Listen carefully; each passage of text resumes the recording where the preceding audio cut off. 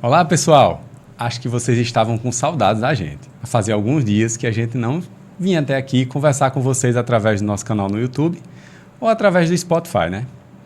Mas vocês já sabem, LamiCast está aqui para sempre gerar uma boa conversa sobre medicina laboratorial e clínica com profissionais reconhecidos na nossa região do Cariri. E hoje não vai ser diferente. A gente vai conversar com o médico endocrinologista, Dr. Jadson Mello. Tudo bom, Jadson? Como é que tá? Prazer, pessoal.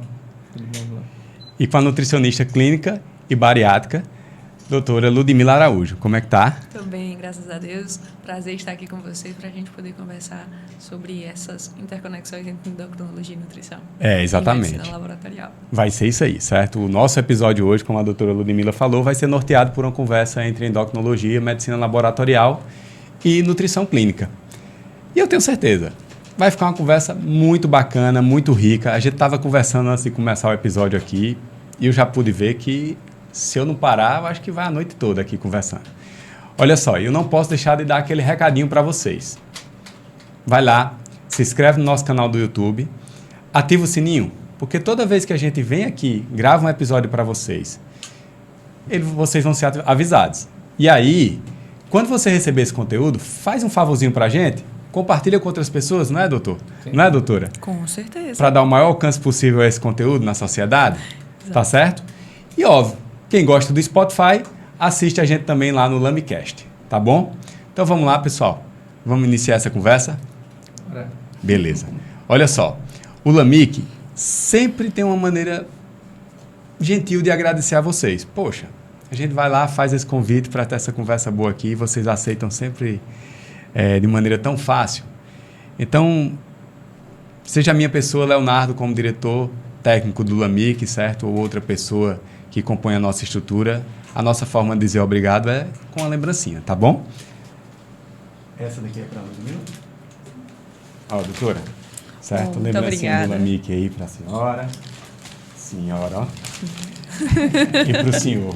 Mas é só um... Eu tenho um pessoal que eu conheço que diz assim, rapaz, deixa de chamar senhor ou senhora. Pessoas tão novas, né? E eu aqui chamando vocês de senhor e senhora. Provavelmente eu vou ficar mais à vontade de chamar de Jadson e Ludmila, tá bom? Então vamos lá, certo? Medicina laboratorial, endocrinologia, nutrição clínica. A gente já gravou um pouco sobre endocrinologia, sabe, Jadson? Com um colega seu, Josenildo Linhares, e foi um episódio muito bacana. E naquele episódio eu senti vontade de que, poxa, eu queria mais conteúdo para falar um pouco sobre tireoide, entendeu? Porque está muito no dia a dia da medicina laboratorial. É quase que rotina, né? Um TSH, um T4 livre inicialmente, né? Alterações subclínicas, entendeu? E depois vem anticorpos antitireoidianos, os próprios hormônios tireoidianos, né? T3, T4. E aí eu queria trazer um pouco desse tema, né? Tireoide, para a nossa conversa inicial, antes de entrar em outros temas também. E Ludmila, dentro da fala do Jadson, fica sempre à vontade, assim, se você tiver um entendimento para fazer suas colocações, seus aspectos nutricionais, entendeu? Saúde do intestino, certo? Traga isso para a nossa conversa, para enriquecer ela ainda mais, tá bom? Perfeito. Então, Jadson, assim, eu não vou fazer uma pergunta voltada por faixa etária, tá entendendo? Como eu já fiz em outros momentos. Eu vou trazer mais aquela pergunta generalista. Poxa, e aí, certo? O que é que a gente poderia iniciar de conversa sobre tireoide, para a gente ir construindo um raciocínio aqui, entendeu? Da importância da compreensão dessa glândula no nosso organismo. Perfeito. Assim, a tireoide é uma glândula, né, que tem uma função muito grande no organismo. A gente entende ela como sendo um grande maestro de diversas outras funções orgânicas.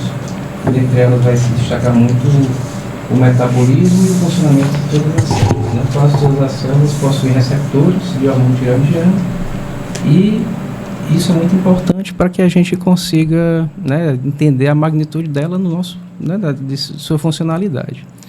A tireoide, assim, do ponto de vista prático, a gente consegue entender ela como sendo das principais glândulas e os pacientes que apresentam disfunções da tireoide fazem parte, talvez, dentre as 3 ou 4 maiores, os 3 as 3 ou 4 maiores áreas da própria endocrinologia, né, que a gente Perfeito. atende no nosso consultório.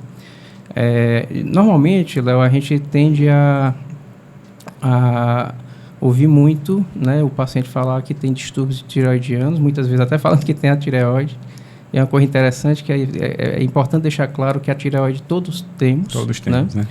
E que é importante a gente tentar diferenciar o que é que ele tem de patologia. Se aquela patologia se deve a uma alteração da sua função ou se é alteração estrutural. Então, geralmente, a gente distribui nessas duas formas. Pacientes podem ter hipofunção da glândula, que é o chamado hipotireoidismo, ou pode ter uma hiperfunção, que é o hipertireoidismo, e pode ter doenças estruturais, né, que vão desde a genesia, que é quando ele não tem a glândula, ou doenças nodulares, que podem ser benignas ou malignas. Tá? Então, acho que o primeiro ponto é esse. Do ponto de vista da medicina laboratorial, né, como você mesmo falou, a gente tem uma universalidade acho que a maioria dos pacientes do consultório terminam tendo sua função analisada pela essa interface com essas diversas áreas, né? Para a gente entender um pouco mais sobre isso, né, talvez valha a pena a gente falar sobre as doenças em si, né, tipo o hipotireoidismo, que termina sendo a manifestação mais prevalente, é uma doença autoimune, na maioria das vezes, né, predomina em mulheres, e ela se deve a alterações de produção de anticorpos, onde a gente tem um anti-TPO que pode ser dosado no laboratório. Eita, lá, estou perdido aí. Deixa eu fazer... Me orienta, só para a gente não ficar tão vago, né? Desculpa. Não. Eu acho que você estava seguindo o raciocínio de maneira muito clara. Perdão. O que eu traria dentro dessa tua fala inicial, que eu acho interessante, quando você foi falando, eu também fui pensando em medicina laboratorial, sabe, Ludmila, e pensando assim, eu estou conversando com endócrino. Sob a perspectiva do endócrino, provavelmente o paciente chega para você já com alguma condição clínica. Perfeito. E por que eu falei isso? Porque eu disse que geralmente a gente vê solicitações de exames para avaliação da tireoide. Sim. Jadson, esse entendimento mais generalista na medicina está correto? Assim, eu tenho que avaliar a tireoide e aí eu peço o quê? Um TSH e um T4 livre mesmo? E a partir de alguma alteração clínica ou laboratorial nesses exames, é que a gente começa, entendeu? A olhar para um T3, T4, certo? Anticorpos. Perfeito, isso é interessante, assim. A maioria dos sintomas determinados pela alteração da função da tireoide, eles são inespecíficos, o que faz com que quase sempre a gente precise lembrar da tireoide, né? O que se recomenda, né, de questão protocolar, de início de investigação, é a avaliação do TSH. Perfeito. Por que o TSH? Porque o TSH ele é muito sensível às mudanças, né? O TSH ele é produzido pela hipófise, né? A hipófise é a grande maestra do nosso organismo. Então, qualquer percepção de alteração a nível de hormônios tireoidianos são captadas por receptores hipofisários que, né, reconhecendo essas alterações, eles modificam o TSH para mais ou para menos. Então, de nível prático, o principal exame para ser solicitado para avaliação da funcionalidade é o TSH. O TSH, ele estando alterado, é que a gente passa a pensar em fazer a segunda rodada de exames. Perfeito. É interessante até isso, porque assim, na endocrinologia, os exames eles precisam ser sempre confirmados, né, as alterações hormonais. Então, para triagem universal, o TSH vai ser interessante. Se ele tiver alterado, como eu vou ter que repetir no segundo momento, nesse momento eu acrescento os outros hormônios. Exemplo, se o paciente tem hipotireoidismo, a glândula está produzindo pouco hormônio, a hipófise vai perceber que a produção está baixa, vai estimular a produção do TSH, e esse TSH vai agir na glândula tireoide, fazendo com que ela produza mais hormônio. Então, okay. Isso é até interessante, né, destacar, que os pacientes às vezes confundem, Léo. Vou tentar resumir. A hipófise, ela é responsável pela produção do TSH, a tireoide é responsável pela produção do T3 e do T4. E a gente tem sensores periféricos que reconhecem os níveis de hormônios circulantes. A partir do momento que a hipófise reconhece que os níveis de T3 e T4 estão baixos, ela estimula a produção do TSH, que é o hormônio, né, que é responsável pelo estímulo da produção dos hormônios tireoidianos.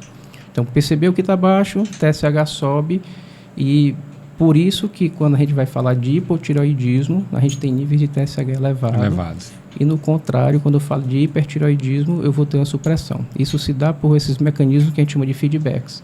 Então, percebo que o hormônio está alto na periferia, a tireoide ela reduz a produção do TSH. Percebo que o hormônio está baixo, a tireoide, por feedback, vai estimular a produção do TSH. Tá? Ou então, universalmente, o TSH, sem dúvida nenhuma, é a melhor opção. Depois que eu reconheço a alteração, que eu preciso repetir, a gente associa o outro hormônio. Qual o outro hormônio? Se for no contexto do hipotireoidismo, novo TSH e um T4 livre. Ok. Se eu tiver hipertireoidismo, vai ser importante eu fazer o TSH novamente, o T4 livre e o T3, porque existem condições em que eu posso ter produção exclusiva do T3, que a gente chama de T3 toxicose, que vão representar o quê? Um TSH suprimido com T3 elevado. Se a gente olhar para o aspecto mais do hipo, certo? Perfeito. E aí, vamos entrar um pouco nessa questão também nutricional. Antes de começar o episódio, a gente falava um pouco sobre isso, né? Assim, a gente tem a necessidade de ter um acompanhamento sérico de alguns micronutrientes, como selênio, zinco, ferro, entendeu? Para nos levar a um entendimento, por exemplo, de que essa pode ser a causa, entendeu? De uma diminuição dos hormônios tireoidianos, por uma questão de produção, de ativação, entendeu? Ou não. E se sim, aí a gente cai certo no contexto da tua fala. Provavelmente isso está relacionado mais a uma questão de diminuição na absorção de micronutrientes, certo? Por um processo inflamatório a nível de intestino, ou por uma dieta pobre nesses nutrientes, ou, obviamente, a gente também falava sobre isso, mas ficou muito claro para mim, né? A questão do jejum, certo? Se um jejum intermitente, um jejum prolongado de 24, 48 horas seria suficiente para provocar situações como essa? Não, ou só transitório mesmo, tá entendendo? Totalmente diferente naquele paciente que faz, como vocês colocaram aqui, um jejum crônico, por exemplo, né? Ok? Então, eu queria ter esse entendimento se sim tem essa influência, né? E aí, naturalmente, escutar um pouco da tua pessoa sobre isso. Tá Perfeito, bom? perfeito. Eu acho que sim. A gente, né, quando a gente tem uma produção hormonal alterada, né, que a gente chama de desarmoniogênese, a gente precisa entender a causa, né? E dentre as causas está as deficiências de alguns oligoelementos, né? Assim como a própria deficiência do iodo, né? O iodo é o seria a principal, né? É o principal, sem dúvida nenhuma, a matéria-prima fundamental para a produção dos hormônios tireoidianos, né? Mas fora o iodo, né, a gente vai ter funções importantes, né, na ação da TPO pelo selênio, o próprio zinco, né? O ferro, né, a TPO é uma enzima que depende de ferro para a sua própria formação. Então, se eu tenho deficiência desses microelementos, ou por alterações inflamatórias que determinam menor absorção, ou por uma ingesta reduzida, sem dúvida nenhuma, eu posso estar interferindo na minha função, tá? A gente sempre vai se cercar, né, de outras possibilidades, né, mas, sem dúvida nenhuma, é fundamental que essa parte da nutrição seja vista também.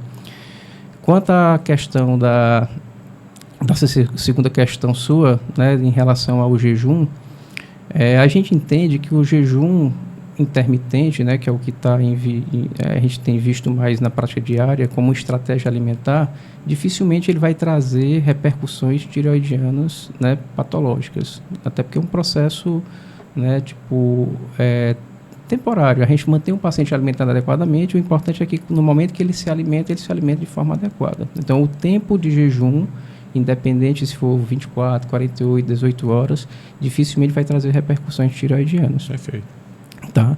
O que se sabe é que assim, o jejum prolongado por fome, por deprivação, né, a falta de recursos, né, financeiros, esse sim pode fazer mal, ou em condições patológicas como a própria anorexia.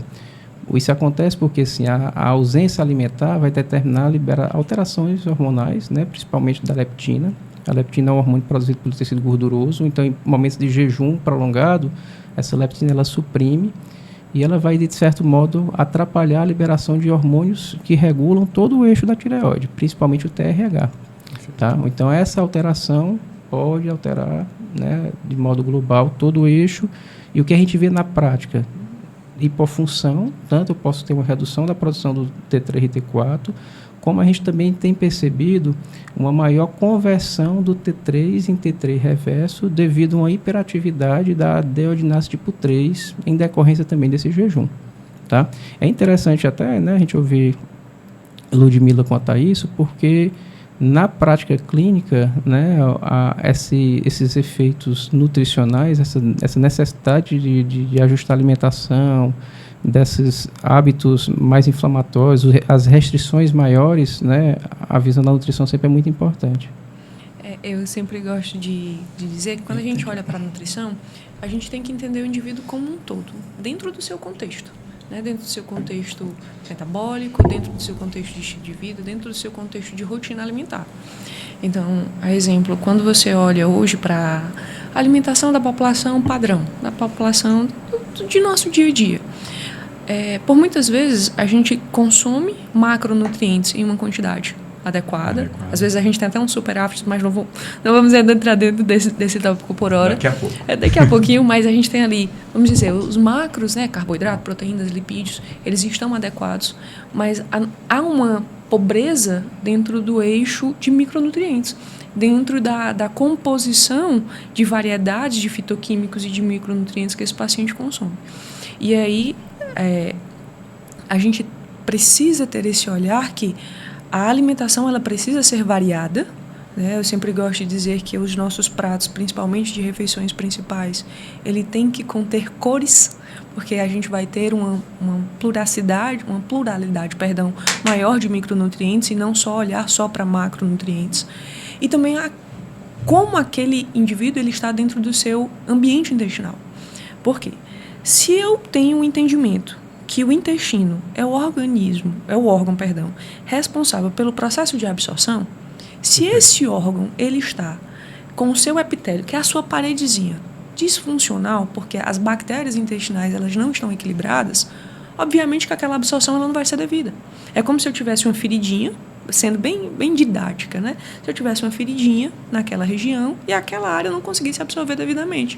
Então, por muitas vezes, eu até brinco, às vezes as pessoas utilizam suplementos de multivitamínicos de forma indiscriminada, pensando que estão fazendo bem à sua saúde, ao passo que, pelo contrário, você está promovendo, às vezes, uma sobrecarga renal por um uso inadequado de um determinado suplemento, porque é o contexto como um todo, né? Então, a gente tem que ter esse olhar que, se esse paciente... Não é incomum chegar lá no consultório os pacientes que têm desbiose intestinal, que a gente tem bactérias, tanto por fora do nosso corpo quanto dentro do nosso corpo. O nosso ambiente intestinal é um dos ambientes que mais contém essas bactérias, e eu até sempre brinco com isso com os meus pacientes. Deus, ele é muito sábio, né? Ele não é bobo. Ele colocou essas bactérias ali dentro e essas bactérias têm uma função. Então, se eu tenho um desequilíbrio entre o perfil de bactérias gram-positivas e gram-negativas, as gram-negativas elas têm uma singularidade que elas liberam uma substância chamada LPS. E o intestino ele tem uma parede de muco revestindo ele, e se você perde essa proteção, você vai perder e aí a gente acaba por o LPS ter essa característica de ter também um perfil inflamatório, e as células que deveriam estar ali extremamente justapostas, elas começam a ter essa justaposição perdida e ter um processo de leaky gut, e a absorção não vai ocorrer da forma devida. Legal. Então, posso consumir, mas se eu não estou tendo o epitélio, a paredezinha adequada para receber aquilo ali, vai estar sendo excretado muito mais do que absorvido. E a gente tem que olhar. Às vezes eu sempre gosto de dizer o seguinte, eu tenho que organizar essa casa primeiro, esse ambiente intestinal primeiro, para que depois a suplementação adequada para aquele paciente, ela chegue em sua efetividade. Porque, por muitas vezes, se você faz uma suplementação e esse ambiente intestinal ele não está adequado, você não vai ter a devida resposta desse paciente, você não vai ter efetividade dentro do seu tratamento. E aí, naturalmente, né, se a gente não tem essa absorção de micronutrientes como esse que nós falamos, pode ser uma das causas Sem dúvida. Para alterações como hipotireoidismo. E aqui eu faço até a meia-culpa,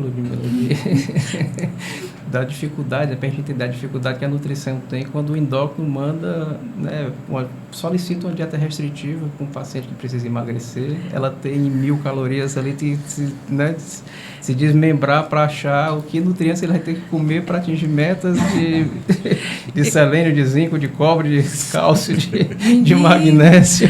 E aí o paciente que chega, por exemplo, eu acho muito, muito engraçado, porque posteriormente a gente vai tocar um pouco mais sobre esse assunto, sobre obesidade, mas as pessoas acham que a obesidade é só um caminho, que a leva para você ter essa patologia. Ah, doutora, minha tireoide está alterada, eu estou com hipotireoidismo, por isso que eu tenho obesidade. Aí imagino que tem esse raciocínio. Só o que tem. Ah, então é por isso eu digo, a gente tem que entender. Para me chegar aqui, para a gente gravar esse podcast, eu poderia ter vindo por tantos caminhos.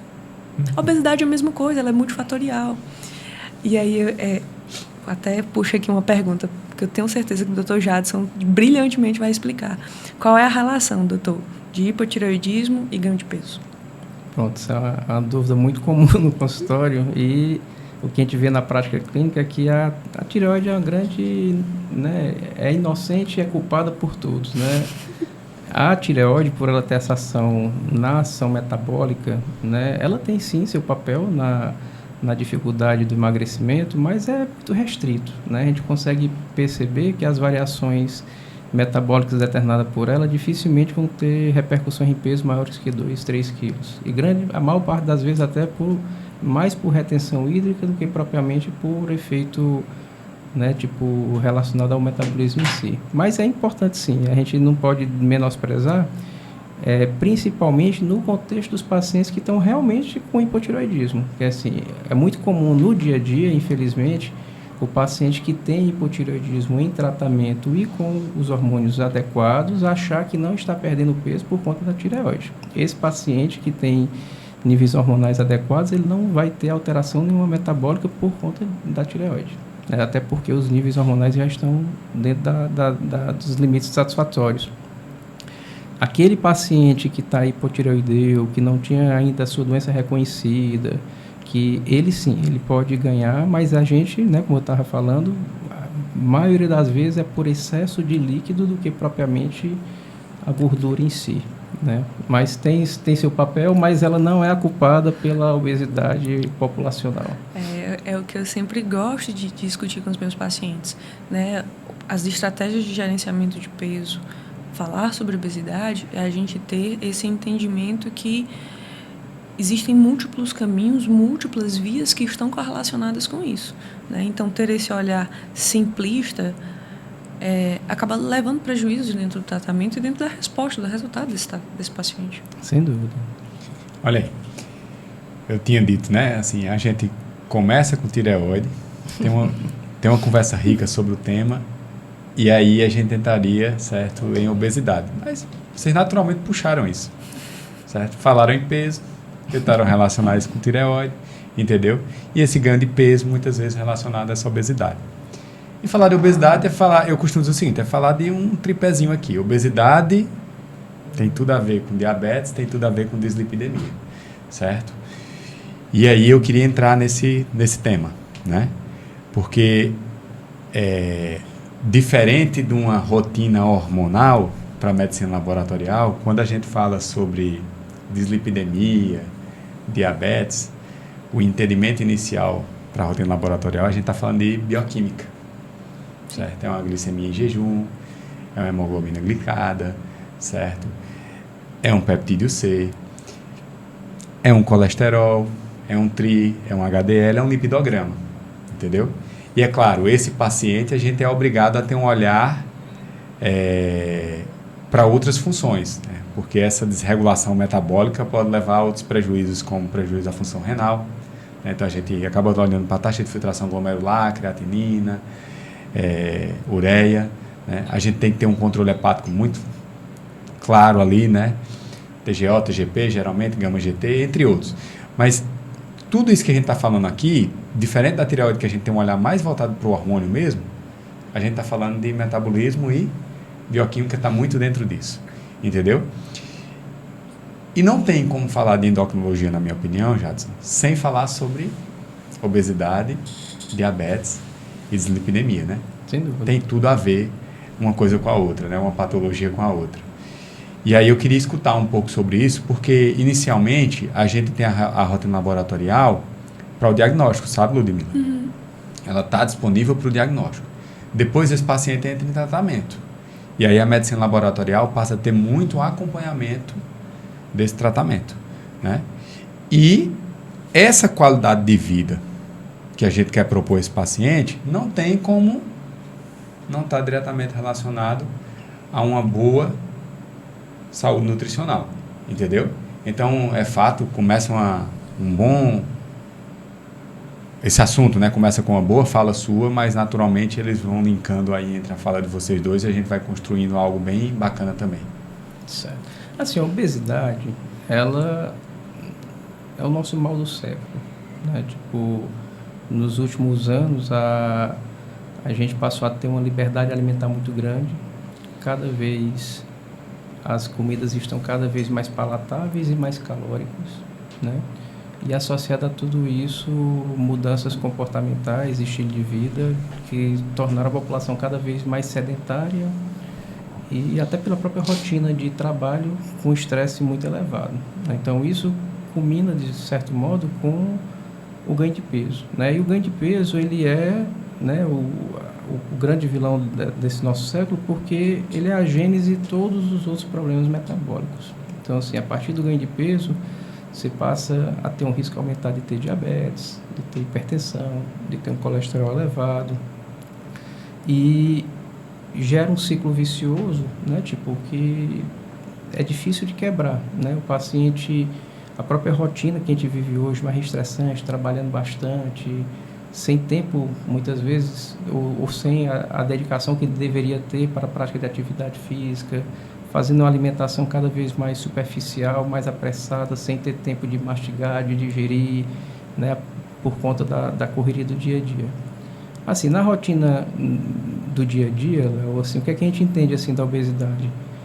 As principais teorias, elas defendem que a população, ao longo da nossa evolução, ela foi desenvolvendo um perfil genético poupador, né? Durante toda a nossa vida, o ser humano ele teve dificuldade de acesso à alimentação. E isso só vem mudar depois da Revolução Industrial, né? E cada vez está mais abundante recentemente. E fez com que lá no passado, né, quem sobrevivia era quem? Eram as pessoas que tinham maior reserva energética. É o que a gente mais imagina hoje desse perfil poupador. Então, na época das eras glaciais, né, que a gente tinha que sair para caçar, para pescar, momentos de grande adversidade, quem que sobrevivia? O que tinha mais reserva. E esse perfil poupador ele foi sendo, né, mantido, e é o que a gente defende e entende como principal teoria para justificar o porquê da facilidade do ganho de peso, né? Hoje o organismo ele tem uma tendência natural de sempre voltar ao seu peso máximo. Então, é uma das coisas que mais dificulta a abordagem do paciente com obesidade, porque assim, ele tem um peso e o organismo vai lutar contra ele sempre para ele chegar naquele peso e não sair daquele peso nunca. Tudo tá? jogando contra. Tudo jogando contra. Então ele vai estar lá, ele vai perder peso, ele vai estar 10, 20, 30 quilos mais magro e vai ter as mesmas dificuldades do início, porque o organismo vai estar todo o tempo querendo que ele volte para aquele peso máximo. Tá? E a gente, né, a gente estava conversando até antes de começar essa questão, né, tipo, no entendimento da endocrinologia, né, até de uma forma simplista, tudo é um balanço energético. O paciente, para conseguir ter um êxito no seu emagrecimento, ele tem que gastar menos do que ele consome.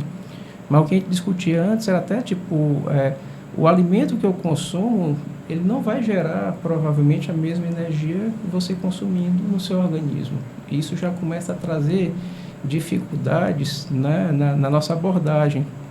Mas como a gente tem que padronizar, a gente termina fazendo apenas a restrição. E nessa hora a gente precisa da nutrição e manda a bola para ela no sentido de, tá aí, esse paciente para conseguir perder peso de forma eficaz, ele vai ter que fazer uma dieta muito restrita e ela vai ter que tentar lançar a mão de uma dieta minimamente razoável para que ele consiga atingir aquele objetivo. É importante esclarecer, até Porque, assim, quando você faz essa restrição, por mais que ele tenha deficiências de alguns oligoelementos, ele desnutra, né, que ele termina desnutrindo muitas vezes, mas é uma desnutrição controlada. A gente está observando, a gente está acompanhando com exames, a gente está vendo ele no dia a dia. É diferente daquele paciente que não come porque não tem acesso, é diferente daquele paciente que está doente e não consegue... Então, assim, a gente aprendeu muito com a cirurgia bariátrica, né? Da época da cirurgia bariátrica, a gente, né, inicialmente tinha muito receio dos impactos metabólicos e a longo prazo que a perda de peso excessiva poderia causar. E o que a gente sabe hoje? O paciente perde muito peso, o paciente volta ao peso que ele tinha, né, antes, ele volta ao peso esperado para a estatura dele, e ele vive mais, ele tem a saúde melhor, ele reduz a incidência de câncer, ele reduz doenças inflamatórias. Ou seja, o perder peso, mesmo, né, tipo, ele vai sempre ser muito interessante. Eu até brinco, Dr. Jadson, que a gente não sabe quem é eu brinco muito com os meus pacientes obesos, e obesidade para mim é uma fala muito cara, porque eu sou um paciente obeso, né? A gente precisa entender que a obesidade é essa doença crônica, progressiva, reincidivante, e o paciente, uma vez obeso, é como outras patologias, ela entra em remissão, mas ela pode ser reincidivante. Então, para quem... Eu até brinco, antes da minha cirurgia bariátrica, eu não tive coragem de me pesar antes da dieta pré-operatória. Eu só cheguei a me pesar no dia da cirurgia. Eu cheguei a pesar 136,6 quilos, há 6 anos atrás. E aí eu sempre gosto de dizer para os meus pacientes que a gente não tem a real noção do quanto a obesidade está lhe roubando, até você ter a remissão dessa doença. Porque, assim, eu vejo, na minha experiência, na minha dor que eu vivi e nas dores dos meus pacientes, de ter paciente essa semana me mandou uma paciente que está com 45 dias pós-cirurgia, que tem fibromialgia e que vivia entorpecida e que, por meio de 45 dias, uma diminuição já significativa e importante do seu peso corporal, já tendo alívio da manifestação da fibromialgia. De pacientes que, depois de alguns meses, com dificuldade de conseguir um emprego, por N fatores, mas um deles relacionados à autoestima, à melhora a sua performance como um todo, conseguirem conquistar o seu emprego ou a sua promoção. Eu digo por mim, né, às vezes parece bobo, mas, por exemplo, o fato de estar aqui com as perninhas cruzadas, para vocês tá tudo certo, mas para mim que não conseguia, era uma dor. E não é só minha, é de muitas pacientes que viviam de Ludmila, eu não consigo ir para uma praia porque a toalha não me abarca. Pode parecer fútil, mas para quem vive aquela dor, é algo que de fato dói. Então, quando a gente fala de obesidade, a gente tem que entender a complexidade dessa doença e não tratar ela só como falas que, por muitas vezes, a gente escuta, né? Eu escutei muito. Eu sempre gosto de dizer que minha família, a gente é muito nordestino, é muito cearense. A gente gosta de brincar, antigamente a gente não falava de bullying, né? Mas era aquela brincadeira, né? Então, assim, de ter falas de isso é só fechar a boca, é só você criar vergonha na cara. E não é uma doença, é uma patologia. Ninguém diz isso do diabetes, ninguém diz isso do paciente hipertenso, mas do paciente obeso você fala sobre isso. Você tem recriminações quando o paciente utiliza, por exemplo, uma cirurgia bariátrica porque foi o caminho mais fácil, e não entenda a complexidade dessa doença, não entenda a complexidade de perceber que eu tenho singularidades metabólicas, epigenéticas, que fazem com que eu processe melhor certos macronutrientes do que outros, e que isso vai reverberar dentro do meu planejamento nutricional. Eu tenho singularidades metabólicas, por exemplo, um paciente que está com uma insulina muito alta. Se eu trago uma dieta de reeducação alimentar, que eu não trago uma estratégia que seja um pouquinho mais restrita, que seja ali relacionado a uma dieta cetogênica ou uma dieta de estratégia de jejum intermitente, a resposta desse paciente ela vai ser muito aquém do que esse paciente de fato necessita. A gente tem uma teoria hoje, produzida pelo professor Lutwing, que é a teoria que ele chama Model Carbohydrate Insulin Obesity Model. Muito interessante porque ele consegue identificar essa diferença dos perfis do paciente, né? Quando ele tem uma dieta que ele tem um controle desse índice glicêmico bem estabelecido, ele tem uma resposta metabólica, inclusive no processo de emagrecimento, bem melhor. Engraçado, né? Porque você falando, primeiro um ponto super interessante. Eu falei para vocês, né? Assim, a segunda temporada do LamiCast, ele tem um propósito muito de atuação multidisciplinar. Então, é fato, né? Assim, eu gosto de escutar a fala de 1, 2, 3, que fossem, entendeu? Profissionais da área de saúde. E quando você estava falando agora da obesidade, eu me lembrei assim, olha como cabe todo mundo, né? Psicólogo cabe muito bem nessa. Cabe muito, né? Então, assim, ele deve estar muito relacionado, né? Assim, no dia a dia da atividade de vocês, né? Assim, muito próximo da atuação Cada de vocês. vez mais, né? Cada vez mais. Tipo, hoje a psicologia é um dos pilares do nosso tratamento, né? Principalmente com terapia comportamental, mudança de estilo de vida, né? Tipo, além da dieta, além da atividade física, as mudanças de comportamento, construção de novos hábitos, né? Isso é indispensável. Eles são fundamentais, além do que da própria participação desses momentos difíceis, né? De dores, de sofrimento, de bullying, de cobranças que geram um estresse sem tamanho para eles, né? Uma coisa que você falou que foi bem interessante, né? Que para a obesidade, né? O paciente que vive com obesidade, o tratamento é sempre uma facilidade na cabeça de muitas pessoas. Exato. Inclusive o tratamento medicamentoso. Exato. Então a gente vê hoje que quando o paciente vai tratar, inclusive quando a gente discute o tratamento com eles, não é incomum um familiar, né, um amigo, alguém que está próximo, vai o caminho mais fácil. Não é isso. Tipo, a doença ela é muito ruim, a doença ela gera uma necessidade aumentada de comer e dependendo do que o paciente tem, ele vai ter hábitos, né, tipo compulsivos ou hábitos de vida que vão dificultar ainda mais isso aí. E não é uma facilidade, a gente precisa regular, é uma questão hormonal, assim como a pressão assim como o diabetes é. Então você tem níveis hormonais, né, que aumentam a fome elevados e tem mecanismos de compensações prejudicados. Então, do modo geral, né, a gente tem hormônios que vão estimular a fome, tem hormônios que vão inibir essa fome e no paciente que vive com obesidade, o mecanismo principal de regulação dessa fome, ele é inibido por mecanismos de resistência.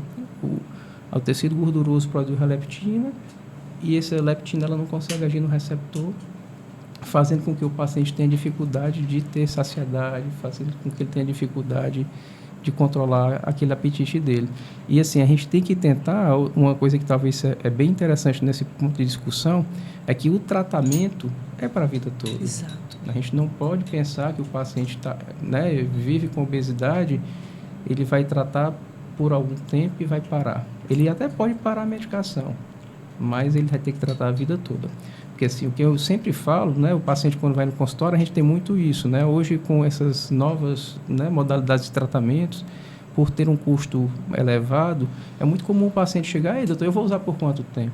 Me permita uma interrupção. Eu ia exatamente linkar, eu coloquei aqui, né, diabetes, quer dizer, obesidade, dislipidemia e diabetes. E aí eu ainda quero ouvir falar daqui a pouco sobre diabetes, por exemplo, que a gente falou sobre insulina aqui, obesidade provoca muita resistência insulínica, né? Mas eu tinha pensado aqui também em falar dos análogos de GLP-1. Perfeito. Né? E eu vi claramente na fala de vocês que se encaixa esse raciocínio, porque, e assim, não estou aqui para dizer o que é ideal ou o que não é, né? Mas a gente vê muito discurso do quanto ele é benéfico e perfeito, né? Redução de glicemia, redução de peso, certo? Redução dos processos inflamatórios, melhora cardiovascular, a gente tem escutado de tudo, né? Mas eu vi claramente na fala de vocês exatamente isso assim, poxa, não se trata só disso. Não só isso, sem né? dúvida. Sem tem dúvida. o aspecto medicamentoso, a gestão, né, desse processo medicamentoso a longo prazo pelo médico, mas naturalmente existe todo um entendimento nutricional, certo, sobre dieta, e que ele tem que construir. E só para completar, exatamente isso aí, que poxa, muitas vezes o uso traz a deficiência de micronutrientes, que também é preciso olhar para tudo isso sob um aspecto nutricional e ter cuidado. E, Leonardo, também a gestão dos outros elementos. Porque eu sempre gosto de brincar. Eu digo, olha, eu tento ser o mais didática para o meu paciente, porque às vezes o paciente ele chega com tantos conteúdos de diferentes vias que ele bagunça um pouquinho as coisas na cabeça dele. Então, eu sempre gosto de dizer assim, o processo de emagrecimento, ele precisa ter a gestão também das suas emoções, porque o comer, ele está relacionado também às suas emoções. A gente tem a fome emocional, a gente tem a fome hedônica, então não é incomum chegar lá no meu consultório, e isso aconteceu muito comigo. Eu tive problemas de gerenciamento de peso na infância, sim, mas eu costumo dizer, o carro saiu dos trilhos totalmente, o trem saiu dos trilhos totalmente quando eu comecei a ganhar dinheiro. Quando eu comecei a trabalhar, quando eu comecei a ter uma vida que me demandava muito, né, durante a pior época para mim foi na época do doutorado. Foi uma época extremamente estressante, foi uma época que eu estava com as minhas emoções não estavam bem geridas e aquilo ali se transformou em uma ingerência da minha rotina. Então, eu comia muito fora, eu gerenciava, eu afagava muito as minhas emoções com a comida. A comida, para mim, era uma fonte de recompensa enorme. Então, eu passava o dia trabalhando. Eu trabalhava em outra cidade. Eu lembro muito disso, de chegar em casa exausta. E eu dizia assim, era a frase que rodava na minha cabeça sempre. Eu mereço. Hoje eu mereço. Hoje Você falou disso no início da sua fala, né? Exatamente sobre você trazendo o seu raciocínio, né? E exatamente muito claro no entendimento no início da sua fala que foi isso aí, né? No mundo moderno hoje, essa má gestão de tempo, né? Ansiedade, certo? Estresse, tá aí o efeito, né? E aí você vê, eu vi ali que quando chegava o final de semana, eu não tinha a menor força para... Peraí, eu tenho que fazer minhas compras do supermercado, eu tenho que fazer minha compra dos vegetais, eu tenho que fazer a compra de carne, eu tenho que deixar alguma marmitinha pronta para que na semana fique mais fácil. Aí eu não fazia isso no final de semana porque eu estava cansada, eu precisava descansar. Quando dava na semana, estava um caos. Porque eu não tive aquela gestão de planejamento, porque mesmo sendo nutricionista, naquela época eu não conseguia me ajudar. Então, até chegar... Eu sempre falo muito para os meus pacientes que a gente precisa trabalhar a gestão. Gestão de tempo, gestão de emoção, a gestão das medicações com... Não tem como a gente falar sobre obesidade e não ter essa parceria multiprofissional do médico, do nutricionista, do psicólogo, do educador físico, né? Porque é um eixo, é uma doença complexa a ser tratada e que envolve outras patologias. A obesidade, ela praticamente a gente tem um casamentozinho ali, né? Alterações do metabolismo da glicose, alteração do metabolismo hepático, e a gente tem que construir as melhores estratégias para tratar esse paciente com efetividade. Perfeito. Aí é como eu disse, né? Na fala de vocês, a gente acabou falando, né? Assim, não de maneira tão direta, mas de diabetes, né? E lá no início eu esqueci de, inclusive, falar, insulina, né? Sabe o que veio em mente quando vocês estavam falando? Certo? Resistência insulínica, né? Insulina lá bem alta. Mas eu pensei num caso tão assim, leigo aos olhos de muitos, mas que talvez é preciso ter esclarecimento, sabe? Quando a gente pensa em diabetes, a gente pensa exatamente na deficiência de insulina, né? E hoje a gente olha muito para a insulina, porque a insulina alta está relacionada a processo inflamatório. E aí o pessoal começa a olhar para a insulina baixa e pergunta, sabe o quê? Às vezes para a gente lá no laboratório. Certo? E então, se eu não tenho insulina, minha glicose vai subir? Então, é bom explicar um pouquinho, sabe, sobre isso tudo. Isso é importante, assim. O diabetes tipo 2, que é o mais comum, que é associado ao peso. Desculpa, doutor, só uma colocação. Quando eu disse que não tenho insulina, né? Só corrigindo, eu estou dizendo que tem insulina baixa. Insulina baixa, né? Mas é importante saber, assim, até porque pode ser um processo contínuo e uma doença mais avançada, né? A gente tem que entender isso. Mas assim, no diabetes tipo 2, que ele é uma doença relacionada ao estilo de vida, ao excesso de peso, aos mecanismos de resistência da ação da insulina, o que se tem são níveis elevados de insulina, né? O paciente, para conseguir compensar aquela glicose que está alterada, ele precisa liberar uma quantidade muito maior de insulina, porque aquela que ele já liberava antes, ela não consegue agir tão bem. Então, é um mecanismo que, assim, eu produzo muita insulina para tentar fazer a mesma coisa que uma pessoa normal faria com muito menos. E por que que tem esse mecanismo de resistência? As principais vias, né, principalmente quando associada à obesidade, são em decorrência do tecido adiposo. Tecido adiposo, sim. Né, o tecido adiposo gerando processo inflamatório, gerando liberação de hormônios que vão determinar a alteração da ação dessa insulina. Mas não só isso, né? O sedentarismo, né, algumas medicações, né, também podem determinar aumento da resistência. Então, assim, quando eu tenho um diabetes no paciente no contexto de obesidade, até prova o contrário, ele tem um diabetes com produção elevada de insulina, e se eu modificar aqueles hábitos, né, passar a fazer atividade física, perder peso e até medicar quando necessário, eu vou conseguir restabelecer aquilo. É tão interessante isso, assim, tem trabalhos que mostram que o emagrecimento na magnitude de 10 a 15% do peso, ele é capaz de remitir a doença, né? Então, muitos pacientes, principalmente quem é o que se beneficia mais? Aquele que está no início da doença. Então, descobriu diabetes, estou com pouco tempo de doença, até 2 anos, de preferência mais cedo ainda, estou acima do peso. Quase sempre, se eu conseguir convencer o paciente a emagrecer 10 a 15% do peso, dificilmente ele não vai ter sua glicemia restabelecida. É diferente daquele paciente que já tem fases mais avançadas de doença, que ele já pode até, inclusive, estar evoluindo com insulinopenia, que assim, eu estou estimulando tanto a célula beta a produzir, que ela chega a um ponto que ela vai passar a ter uma disfunção na sua produção. Uma coisa que é interessante também, que a própria obesidade faz, e o diabetes faz e piora a própria situação dele, é que assim, o pâncreas, para liberar essa insulina, ele precisa estar funcionando adequadamente. Muitas vezes o ambiente glicotóxico, né, glicoses muito elevadas, faz com que ele fique atordoado, sem produzir adequadamente, assim como a própria lipotoxicidade, a deposição de gordura pancreática também fazendo com que aquela célula beta fique disfuncionante. Eu sempre gosto de tentar trazer para o meu paciente o entendimento que caloria não é tudo igual. Né? A gente pensa que dentro de um processo de emagrecimento, você trazer um déficit energético de 1.000 quilocalorias, independente de como isso seja, vai promover uma boa resposta no emagrecimento, no diabetes, no processo de dislipidemia. Não é bem assim. Eu sempre gosto de trabalhar muito com vida financeira quando eu faço analogias desse tipo. Eu digo, imagina que você tem R$1.000 na sua conta e que você vai gastar esses R$1.000, por exemplo, comprando um curso, investindo no seu negócio. Você gastou R$1.000. Agora, você pode pegar aqueles mesmos R$1.000 e apostar numa Bets. Concorda comigo que você gastou R$1.000 de toda forma? Independente de como foi? Só que o resultado dos dois gastos são totalmente diferentes.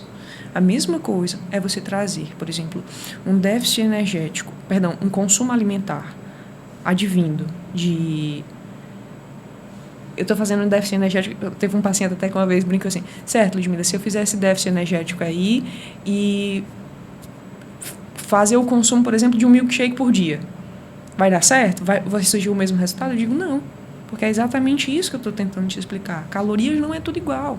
Você ter uma glicação tamanha de um alimento que desce rápido do estômago para o intestino, que vai aumentar a sua glicose de forma muito abrupta, vai aumentar a tua glicação, tua resposta sensível, isso de forma prolongada.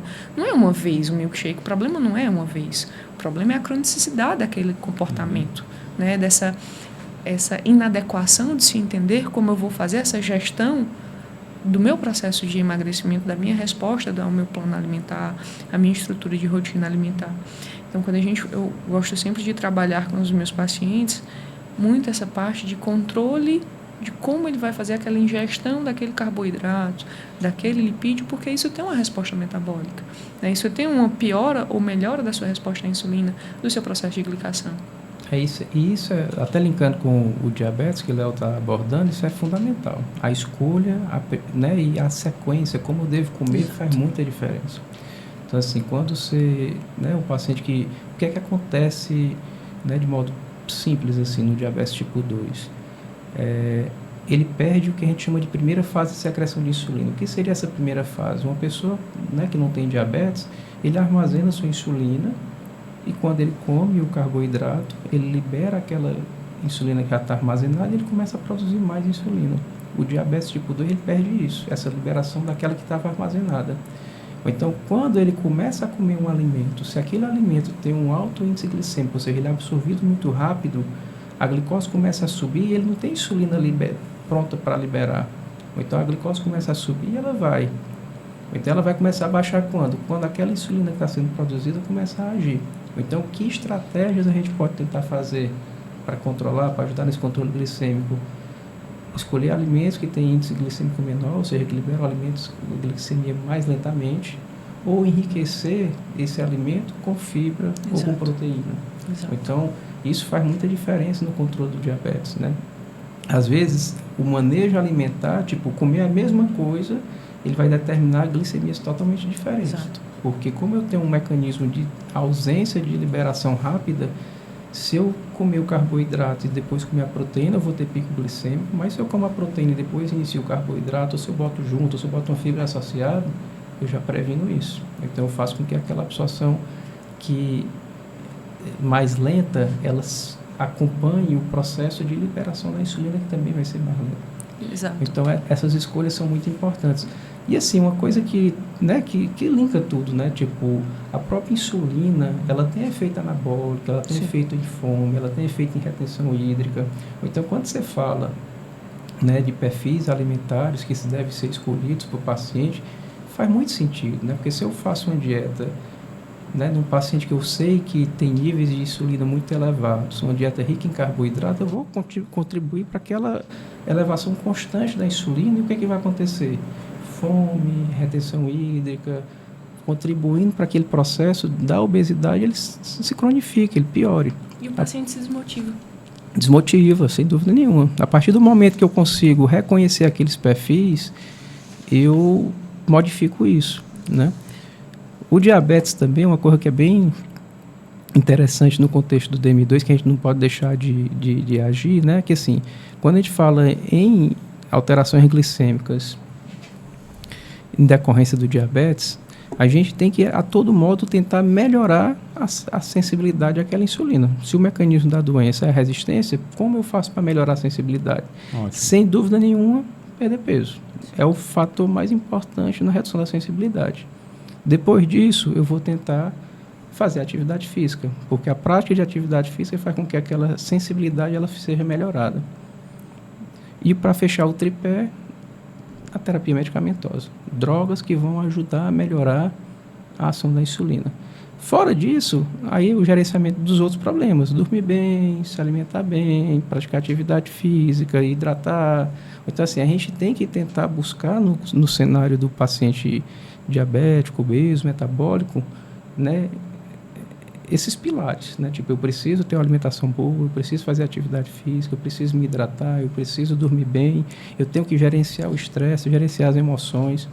O apetite hedônico que ela falou, no interrogatório do paciente que tem obesidade, é fundamental a gente entender que perfil alimentar ele tem. Exato. Tipo, às vezes é um paciente que ele está com o GLP-1, que a gente vai falar sobre isso, ele está com a fome suprimida, mas ele tem um apetite hedônico tão aguçado, ele desconta tanto as frustrações, as tristezas, as emoções, que mesmo com o GLP-1 ele engorda, porque ele está sem fome, mas quando ele, né, tipo, ele recorre a algum alimento, ele vai comer uma coisa que é muito calórica, muito palatável, de modo geral os doces, né? Então é muito comum acontecer isso, do paciente ele está sem fome alguma com o tratamento, né? Tipo, o tratamento está certo, você conversa com ele, como é que está o efeito? Não, tá bom, eu como, estou ficando saciado rápido, passa a maior parte do tempo bem, mas não perde peso. Aí você vai ver, eu mereço, hoje eu posso, é a pizza, é o sanduíche, é o sorvete, entendeu?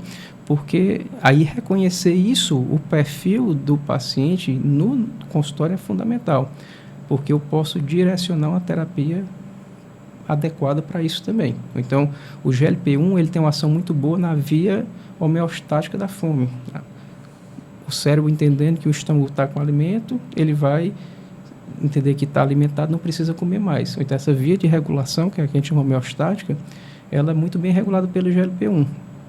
Mas a via do apetite do prazer, não, né? Ela não tem uma ação tão boa. Então, ele vai estar lá, tipo, qualquer emoção, qualquer tristeza, qualquer raiva, ele ativa a fome e termina recorrendo.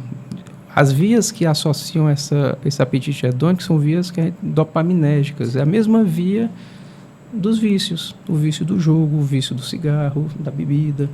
Então, eu preciso regular essa via, que se eu não regular, o paciente vai sabotar o tratamento dele. E isso é muito interessante, porque eu sempre falo para o meu paciente que, além do ambiente físico, por exemplo, a gente sempre, quando a gente fala, e eu falo muito isso para os meus alunos, eu disse, a gente tem que olhar para o ambiente físico desse paciente, casa, geladeira, fazer essas perguntas que às vezes podem parecer até um pouco invasivas, mas que são importantes para você entender o perfil desse comportamento daquela família. Mas e o ambiente virtual? Eu cheguei a ter um paciente, doutor Jadson, que ele falava assim, um dos prazeres que eu estou tendo agora é assistir pessoas comendo. Nossa. Diferente. No TikTok. Então, a maneira como ele estava... Aí eu pergunto, você, dentro desse comportamento, você acha que isso vai ajudar seu processo de emagrecimento? Você não acha que isso é um gatilho para você mais tarde?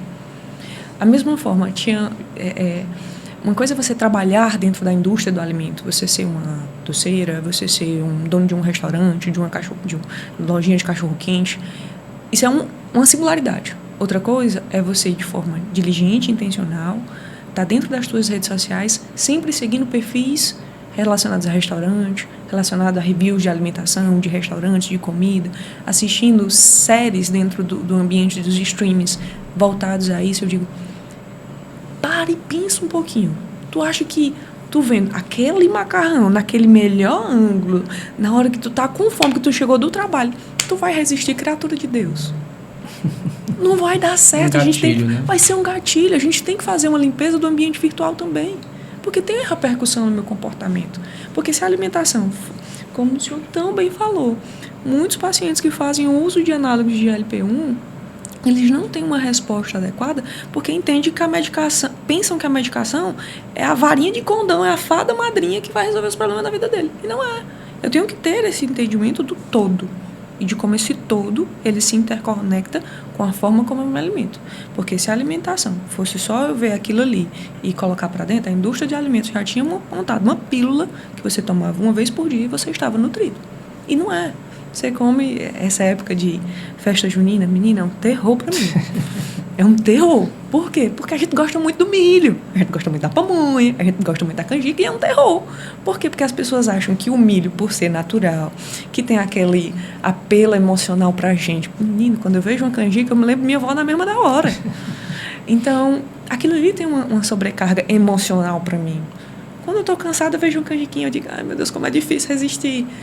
Porque tem aquele apelo emocional. Então, eu tenho que entender esse ponto de educação nutricional, de reeducação do meu ambiente digital. Uma coisa é um indivíduo que nasceu dentro desse eixo, né, a geração Z. Outra coisa sou eu, mera mortal, que vim ter Instagram, essas coisas já com outra idade, né? Então, assim, a gente tem que ter esse olhar também. Se a gente é um profissional da saúde, a gente entende que, como a própria Organização Mundial da Saúde também fala, a saúde é o completo bem-estar físico, emocional, interconectado com seus reverberos socioeconômicos, e hoje deixar o digital de fora disso, eu acho que é um grande tiro no pé. Assim, literalmente eu estava aqui admirando a fala de vocês, né? Como eu disse, assim, tá muito integrada a fala de vocês dois. Só que eu fiquei aqui pensando o seguinte, na tua fala, e eu acho isso muito importante, a gente valorizar exatamente essa melhora clínica do paciente que leva ele a sair de um tratamento medicamentoso. Só que a gente também tem escutado muito, assim, essa visão de que mesmo o paciente bem, por exemplo, o análogo ao GLP-1, certo? Ele tem que ser utilizado. A gente tem escutado isso, né? Tá ali, parece realmente como solução para tudo. E aí, assim, não é acrescentar nada na fala de vocês, mas é colocar isso para quem está assistindo, né? Assim, poxa, como a gente consegue ter uma melhora clínica, certo? A partir de hábitos saudáveis, né? Uma boa orientação médica que encaminha o paciente para o nutricionista, tá entendendo? Que constrói uma boa dieta. Você falou do seu do tripé, né? Do paciente que, certo, é obeso, tem que entender que tem que perder tecido adiposo, Tá entendendo? Tem que entender a importância do exercício físico. E aí, lá no começo da tua fala, você fez referência à obesidade como um dos principais males da sociedade, né? Perfeito. Nesse mundo moderno. Só que a gente também tem visto, e aí eu pergunto exatamente se isso tá presente na rotina do paciente de vocês, como uma mentalidade voltada para a prática do exercício físico, certo? Está cada vez mais forte. Isso, tem melhorado. Ou seja, poxa, como a gente tem visto, as pessoas estão deixando de, isso é muito bom, né? Estão deixando de consumir álcool. Sim. Por quê? Porque se eu consumo álcool, eu perco rendimento Na corrida. na prática do exercício físico. E aí a corrida hoje está super em alta, né? E aí, é isso mesmo? Esse paciente, até mesmo, ele chega, entendeu? Com um estado patológico para vocês, mas dá para perceber que a evolução clínica dele está atrelada a esse processo como um todo? Há uma consciência mais de uma vida saudável, entendeu? Ou eles têm um apelo muito grande para as terapias medicamentosas? Não, os dois. E assim, o que é que a gente vê mais hoje? Assim, a gente tem percebido realmente um aumento da procura pela prática da atividade física, mas que infelizmente não é universal. Uhum. Tipo, você assim, melhorou, né, de modo global, mas as populações com menor renda, até pela própria questão da sobrecarga de trabalho, elas são mais vítimas ainda da necessidade de, assim, da não disponibilidade da atividade ainda. Melhorou, mesmo quando você pega em todos os grupos, né, tipo, de renda, a atividade física está mais presente na vida do brasileiro. Mas é muito comum ainda a gente atender pacientes que, pela sobrecarga de trabalho, a necessidade de 1, 2, 3 turnos, né, eles não conseguem ainda introduzir. Tá? Então, mas mesmo esses pacientes, né, a gente, como você, a outra pergunta sua, eles querem muita medicação. Né? Tipo, né? Mesmo hoje o apelo pela medicação, ele é tão grande no paciente que não tem nem obesidade, quanto o paciente que tem obesidade. E eu não sou contra, de certo modo, a isso, porque, felizmente, a gente hoje dispõe de medicamentos mais seguros. E eu sou defensor de que eu preciso tratar o paciente antes que ele vire obeso. Eu não preciso esperar ele se tornar obeso para decidir mudar aquele hábito. Porque se eu pego um paciente que está naquele início de, né, desconstrução da saúde, ganhando peso, estilo de vida ruim, está com as dificuldades, que as dificuldades são verdadeiras, né? Mesmo, é claro que o paciente tem obesidade, tem disfunção hormonal, tem níveis elevados, né, quantidades maiores de hormônios alterados, mas o paciente que está naquele caminho também, ele muitas vezes tem. Pode não ter a mesma magnitude, mas ele também tem. E o remédio pode ajudar ele a trazer ele para o eixo e continuar. Tá?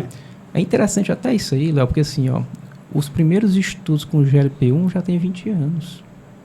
A gente acha que é uma coisa de agora, mas quando foi lançado lá no passado, Lixazenatide, já tem 20 anos. O Lixazenatide, que foi a primeira droga, é interessante a história dele, né? Eles foram pesquisar por que alguns lagartos ficavam uma semana sem comer. Uhum. E nessa pesquisa descobriram que eles produziam na saliva o GLP-1, e a partir disso aí que foi começado a estudar, e já tem 20 anos que a gente faz isso, né? Essa pesquisa, né, nessa classe de moléculas. Tem surgido novas drogas, né? Agora já tem os análogos de GIP, vai sair agora as drogas que são inibitórias de GIP com resultados também tão bons quanto, né? Mostrando que o GIP tem ações, né, tipo, tanto para mais como para menos tem benefícios, tá? E a segurança, né, felizmente que a gente tem visto nos trabalhos até então, ela é maravilhosa, né? Tipo, a gente tem visto redução de mortalidade cardiovascular, redução, né, de diabetes, hipertensão, de cânceres, redução de complicações relacionadas ao diabetes. Então, assim, muita coisa boa. O que a gente tem se preocupado hoje é o uso indiscriminado, né? Tipo, aquele paciente que tem uma orientação médica mínima para saber, né, o básico ali de como está a saúde, e ele decide por utilizar, maravilhoso. Mas a gente tem visto cada vez mais a procura desses análogos de forma, né, tipo, indiscriminada, e muitas vezes até mesmo adquirindo de formas também inadequadas, né? Então, o que a gente tem que tentar combater é isso, até porque, assim, como passou-se a usar de forma indiscriminada, a gente tem começado a surgir alertas de complicações que os trabalhos não demonstraram, né? Tipo, desde o início, por saber que era uma droga que estimulava pâncreas, sempre teve aquela dúvida, vai dar pancreatite, vai ter pancreatite, não vai... Assim, os trabalhos de forma universal, eles não conseguiram demonstrar uma associação clara da molécula com a pancreatite. Ou então, mostrando para a gente que é segura a utilização. Só que o que a gente tem visto? Vez ou outra, noticiários nacionais, internacionais, mostrando que a incidência está aumentando. E por que está aumentando? Será que está só pelo uso indiscriminado? Ou o remédio realmente tem alguma ação nisso? A impressão da ciência é que é pelo uso indiscriminado. O paciente, quando vai no consultório, tem alguns pacientes no consultório que já tiveram pancreatite, pacientes que têm tumores pancreáticos, né, benignos, que fazem acompanhamento. Eu não faço a medicação. Apesar de ter, inclusive, alguns centros que respaldam a utilização no sentido de é seguro, dá para ver, observar, só que são complicações tão graves que às vezes não vale a pena. E como a gente tem outras opções medicamentosas, é preferível a gente tentar essas outras opções. Claro, se falhou a terapia, tentei todas as opções disponíveis, o paciente entende dos riscos, e eu entendo que aquele risco também não é tão alto, a gente pode discutir até começar. E dá para monitorar com medicina laboratorial. E vai monitorando com a medicina laboratorial. Né? Tipo, dá para a gente tentar acompanhar. Infelizmente, assim, a pancreatite, ela, assim, quando acontece, a gente perde, né? Tipo, o controle. Né? Mas outras alterações que a medicação, porventura, poderia determinar, a gente está de perto ali, a gente consegue orientar, pelo menos, né? Tipo, teve sintoma tal, segura a barra, para a medicação, espera melhorar, evita utilizar em situações de maior risco, vai, né? Tipo, situação de doença, situações de cirurgia, né? Espera um melhor momento para reintroduzir, mas, assim, precisa de um acompanhamento médico adequado para fazer aquilo. Eu acho que esse é o ponto principal, né? Assim, acompanhamento médico, né? Eu acho que a palavra forte nessa sua fala é o uso indiscriminado, né? A gente está citando o caso do GLP-1, mas a gente sabe que não fica restrito, né, a isso, né? Por exemplo, é por isso que existem medicamentos que têm venda controlada, né? Antibiótico, por exemplo, se a gente não tivesse receita para controlar, imagina o problema que seria. Não só do ponto de vista de resistência microbiana, entendeu? Mas do próprio mal que o antibiótico ele vai fazer as nossas funções vitais, isso, né? Inclusive mudando a flora intestinal. Tá entendendo? Inclusive anti-inflamatórios, né? A gente vê muito isso na prática. Agora, óbvio, se você tem uma medicação que está em evidência como elas estão, né? É claro que surge muito disso. E até para o aspecto mesmo da pancreatite, que a gente tem visto realmente falar sobre isso, só que o uso indiscriminado ele vem atrelado exatamente ao que também, né?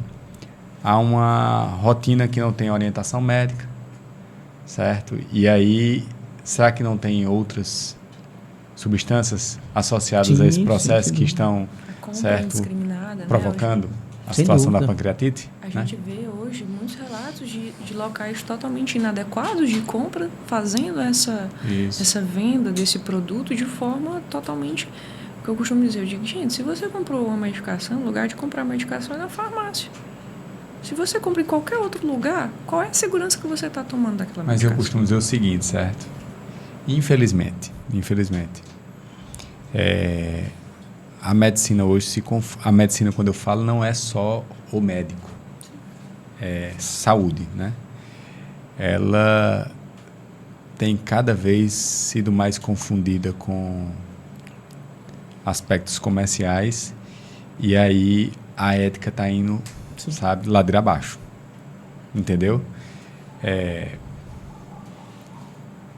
Médico atuando de maneira equivocada, nutricionista prescrevendo medicamento, certo? Que não é da nossa alçada. Laboratório manipulando, entendeu? De maneira errada. Serviço dizendo que é laboratório sem ser laboratório e por aí vai, certo? Então, assim, eu extremamente feliz, entendeu? A conversa é muito rica nesse sentido. E aí eu vou trazer um tema final. certo? Para compor aqui essa nossa conversa. E, naturalmente, eu acho que, de novo, cabe fala de vocês dois. Porque eu queria falar sobre testosterona, certo? Reposição hormonal, oxandrolona, entendeu? Porque eu acho importante o que a gente falou, o uso indiscriminado, certo? Falta de orientação médica. E aí eu não vou nem entrar na questão da orientação médica, eu estou olhando realmente para aquela falta de consciência, né? E o uso totalmente indiscriminado mesmo. E dentro da tua fala, naturalmente surgiria outra fala minha, que seria, poxa, mas às vezes não dá para melhorar uma testo, entendeu? E ter um benefício que se deseja. Olhando para um aspecto nutricional, entendeu? Com o uso de algumas substâncias naturais, sabemos que sim, né? Certo? Então eu queria escutar um pouco sobre isso, de vocês dois, para a gente encerrar esse episódio, tá entendendo? Com essa discussão. E vocês acabam vendo que uma coisa vai puxando a outra, né? Sem dúvida. Naturalmente vai chegando, a gente chega na parte medicamentosa, uso indiscriminado, entendeu? E aí a gente sabe que dentro da endocrinologia isso é um tema muito forte, né? Porque a gente tem que falar sobre isso, tem que combater esse entendimento banal que tem. A testosterona ainda é um aspecto mais saudável, mas a oxandrolona... Ou piores, né? Tá entendendo? Ou piores, né? Mas eu resolvi falar sobre ela porque a gente vê muito, né? Hoje a gente estava falando aqui, hoje todo mundo está indo atrás de uma rotina de exercício físico, de uma academia. E aí você chega para um educador físico para conversar, aquele que é ético, certo? E ele fala para você o quanto está presente dentro das academias, né? Certo? Antigamente o pessoal tinha um certo receio, hoje em dia não. Mas o que me preocupa mais, Léo, não é nem... Assim, o uso indiscriminado sempre vai ser, né, condenado, né? Mas o que eu acho pior hoje é o uso com orientação médica. É o que é mais, sem dúvida nenhuma, o que é mais doloroso do ponto de vista ético, do ponto de vista de uma pessoa que está ali para promover saúde, entregando uma coisa diferente disso. Perfeito. Então, cada vez mais, né, virou um comércio, né? Como você falou, a medicina está virando comércio e a pessoa que quer usar anabolizante sabe quem prescreve, paga a consulta cara e vai lá e recebe a receita, que é o pior de tudo. Né? Então, a gente eu recebo muitos pacientes, né, com esse perfil, hoje menos, né, porque sabem que eu não prescrevo, terminam não indo, né, porque eles ou vão ao final de um tratamento onde ele se sentiu que não fazia mais sentido e foi pedir ajuda para parar, né? Porque a gente tem visto muito isso, né? Ao passo que a gente tem tentado conscientizar, eu percebi que muitas pessoas têm me procurado para dizer, usei, me arrependi, cansei, quero mudar. Tá? E dá para mudar? Dá para voltar o que era, né? Não usar, tipo... Não, mas vê só, eu vou deixar tu construir teu raciocínio, mas é porque quando tu falou isso, eu pensei assim, né? Os efeitos colaterais. Ah, sim. Né? Assim, o que a gente vai tentar parar o dano, né? Assim, o efeito de longo prazo, né? Tipo, quando o paciente interrompe o uso, ele vai ser minimizado, né? Ele teve ferrudano ali por tempo que ele utilizou. Quanto antes eu parar, melhor para ele. Né, mas surgem complicações, né, alguns que já estão com os mais longos, né, tipo, que vão desde, né, alterações simples de hemograma, né, que precipitam... Que acha normal fazer uma sangria, por exemplo. Fazer uma sangria porque, né, porque o hematócrito está alto. Uma hemoglobina com hematócrito muito alto, um colesterol que altera, né, mas até alterações estruturais cardíacas, né, o coração, ele não para de bater. A pessoa malha ali uma horinha, fica forte e acha que o coração batendo o dia todo ali, 70, 80, 100 batimentos por minuto, ele não vai crescer. Então essas alterações estruturais, elas vão acontecer e muitas vezes a gente já pega até em fases já incipientes, né, já com instalação. Mas eu tenho visto isso, muitos me procuram na tentativa de parar o uso. Cansei, não queria, eu percebi que era bobagem. E muitas vezes o que é ruim chegam com as consequências, né, tipo, relacionadas ao hipogonadismo em decorrência do uso. Né? A partir do momento que eu suspendo a medicação, né, e a maioria deles já vem com ela suspensa, eles chegam muito sintomáticos e com a propensão de querer voltar a utilizar. A gente tenta fazer outras medicações para recuperar o eixo de forma natural, mas nem sempre é possível sem a utilização da testosterona também. Só que a gente faz formulações específicas, né, tipo as formulações GES, principalmente, que tem uma absorção um pouco mais controlada do que a injetável, para tentar diminuir os sintomas naquela fase inicial até que ele recupere o eixo e consiga assumir a função todinha. Mas não é incomum também, nesse perfil de paciente, você imagina, você está usando um hormônio esteroide que está trazendo uma força fora do padrão, você está tendo uma virilidade extraordinária, uma sexualidade fora do que você está acostumado. Na hora que você tira aquilo ali, vai voltar ao que era antes. E o que era antes, para ele agora, é mais difícil dele lembrar, porque se ele está usando há muito tempo, na cabeça dele não está igual. E não está igual a performance sexual, não está igual a performance atlética. E por ele saber como era até pouco tempo atrás, mas não lembrar como era no passado, ele começa a ter alterações psicológicas em decorrência disso. Impotência psicológica, baixo rendimento de treino, porque acha que não tem mais aquela capacidade que tinha, então ele nem se esforça mais para tentar pegar mais carga ou fazer exercícios mais exuberantes. Então, isso também tem acontecido, né? Então, o que é que eu vejo hoje? Infelizmente, o médico tem assumido esse papel que ele não deveria, né, de forma aberta, prescrever, e o paciente vai sabendo que ele prescreve, e por conta da prescrição, a cobra consulta é cara. Uma das coisas que eu imagino até, Léo, que acontece por que isso? A taxa de incidência de efeitos adversos graves, como morte, infarto, AVC, embolia, trombose, ela é muito baixa. Baixa, né? Quando as complicações vão surgir, tu nem vai lembrar mais quem foi o médico que prescreveu lá atrás. Isso traz para o médico uma segurança boa para ele fazer aquilo ali, mesmo sabendo que está fazendo uma coisa errada. Porque se ele soubesse que tomando o paciente poderia morrer, ele morrendo, ele ia ser preso, ele não faria. Só que ele tem a segurança porque ele sabe que aquelas complicações vão ser de longo prazo. Tá? Aí, do ponto de vista de reestruturação desse eixo, né, a gente tem medicamentos que são específicos para tentar simular um bloqueio periférico, para que a própria hipófise volte a produzir os hormônios, né, e estimular o testículo. Muitas vezes já tem atrofia testicular e demora mais essa recuperação. A maioria das vezes já está infértil e nem sempre volta à fertilidade. Tá? Então, é uma novela. Aí, quando você vai para o lado da oxandrolona ou dos outros esteroides, né, esteroides utilizados para anabolismo animal, aí aumenta muito a incidência de lesões hepáticas, aumenta muito a incidência de outras, né, complicações, inclusive... E é impressionante como altera muito a função hepática, muito, né? muito, o pessoal não muito. tem consciência disso.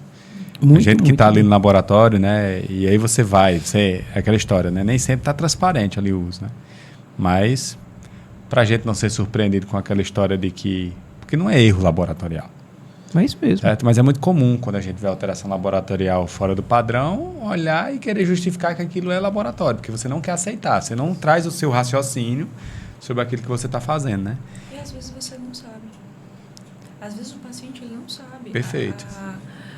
Às vezes Ele está fazendo uso e não tem a menor Não consciência tem. dessa hepatotoxicidade, né? Vamos dizer, eu encontrei isso no meu ambiente da academia, estava fulaninho, meu amigo usando, minha amiga usando, eu vou usar também porque eu consegui aquilo ali por aquelas vias que não foram vias de fato prescritas, né? E aí ele não sabe que aquilo ali tem uma repercussão, que tem uma repercussão metabólica. Ele só acha que, como eles costumam dizer, o shape está vindo, mas a que custas? Mas é isso por isso que eu acho que o mais grave ainda é o médico estar prescrevendo. Porque quando você vai no médico, você acha que ele tá controlando todos esses riscos. E aí é onde entra o grande lance, né? Porque assim, não existe uso seguro. Então, por mais que ele esteja lá sendo acompanhado pelo médico, e o médico prometer que ele tenha, né, uma possibilidade de uma segurança, tipo, essa segurança não existe. Tá? A gente não consegue dizer que porque está com o médico fazendo hemograma, fazendo, né, o laboratório básico que eles terminam fazendo. Né? Você vai reconhecer uma lesão hepática, você vai reconhecer algumas alterações, mas você não mede tudo, né, Léo? No laboratório você até poderia fazer exames mais específicos para ver provas de coagulação, poderia fazer exames específicos para ver alguns outros riscos, mas na prática diária a gente termina não fazendo. Perfeito, né? Com certeza. Até porque a disponibilidade, né, tipo, o custo é diferente, né? Aí se engana, achando que tendo uma TGP dosada, tendo uma função renal dosada, vai trazer uma segurança, mas não traz, né? Inclusive o eco, esses exames, né? Tipo o eletro, eles quando vêm alterar, já tem essa alteração estrutural, então eles não alteram inicialmente. Então realmente não existe dose segura, não existe acompanhamento seguro. Isso é uma coisa até que, assim, do ponto de vista da endocrinologia, a gente até queria que tivesse, porque seria bom oferecer para o paciente uma coisa que ele quer, que poderia, se fizesse bem, né? Se a gente soubesse que, tipo, seria maravilhoso o paciente chegar para mim, eu queria hipertrofiar, usar uma droga que seja segura, assim como a gente faz hoje com obesidade. Perfeito. Cara, sim, maravilhoso! Perfeito. Ia ser o sonho de consumo nosso, porque, assim, a obesidade, eu vivi um pouco isso. Cara, hoje é totalmente diferente tratar obesidade. Eu tratei obesidade quando eu me formei ali, né? Na época que eu estava na residência ainda, em 2015, 2017. Era muito diferente. Porque os análogos estavam começando, o acesso da população era muito baixo. Tinha que recorrer a remédios ruins, entendeu? Aí, assim, remédios como a sibutramina, que ele reduz ali 8% de peso, mas que aumenta risco de infarto, aumenta risco de AVC. Não dá para usar para a vida toda. Você vai usar no jovem, você vai controlar alguns fatores. Hoje não, hoje está bom de tratar, né? Porque o remédio ele é potente, ele ajuda. Tipo, o Mounjaro ele reduz 22% de peso em média. O Ozempic, o Wegovy reduz 16%. Tapaçaia retardida, o Maritide vão reduzir 24%, 25%, 30%. Então, a gente está caminhando para resultados medicamentosos que a gente tem com a bariátrica. Que até então, é importante isso também deixar claro, a bariátrica é o nosso melhor tratamento do peso. Tipo, é muito comum o preconceito com a bariátrica, né? Esses caminhos que a gente estava conversando, é o caminho mais fácil. Não, cara, a bariátrica é o melhor resultado que a gente tem com o peso hoje. A gente pode até dizer que é uma coisa grosseira, você ter que abrir, ter que cortar.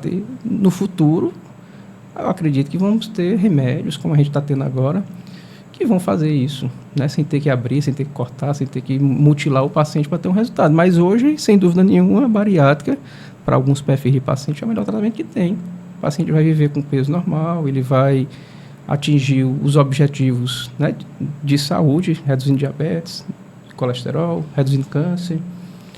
Então, assim, nosso sonho era na endocrinologia surgir uma droga que tivesse um efeito anabólico seguro. Porque, assim, é muito mais fácil oferecer para o paciente. E sem o charlatanismo, né? Sem a promessa, tipo, vem tomar na clínica que aplica aqui, eu vou, assim, sem o interesse do financeiro, né? Perfeito. Quer colocar alguma coisa, doutor? Só fazendo uma complementação. A gente entender que nada que a gente vai construir dentro de um processo de hipertrofia vem sem a construção, a concatenação de diversos fatores. Da alimentação, do sono, da hidratação.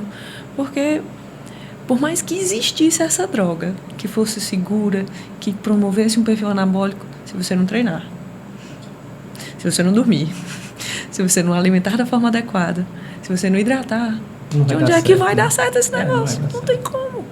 Né? É a construção, é a concatenação desses caminhos. Uma coisa boa até nisso aí, que assim, uma percepção pessoal, mas acredito que talvez seja global. As pessoas que usam o esteroide, eles tendem a ter um estilo de vida melhor. Né?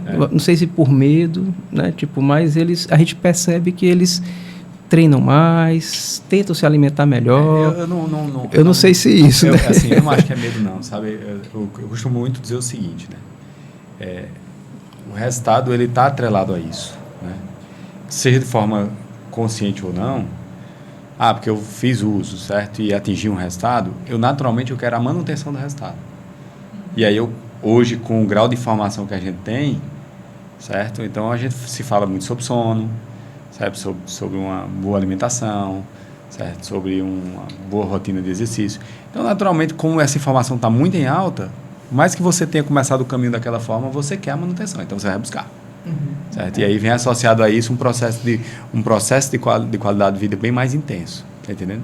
Depende do perfil que estamos falando. Com certeza. Às vezes a gente está falando de um perfil de... Eu atendo muito pacientes do sexo feminino, muita mulher.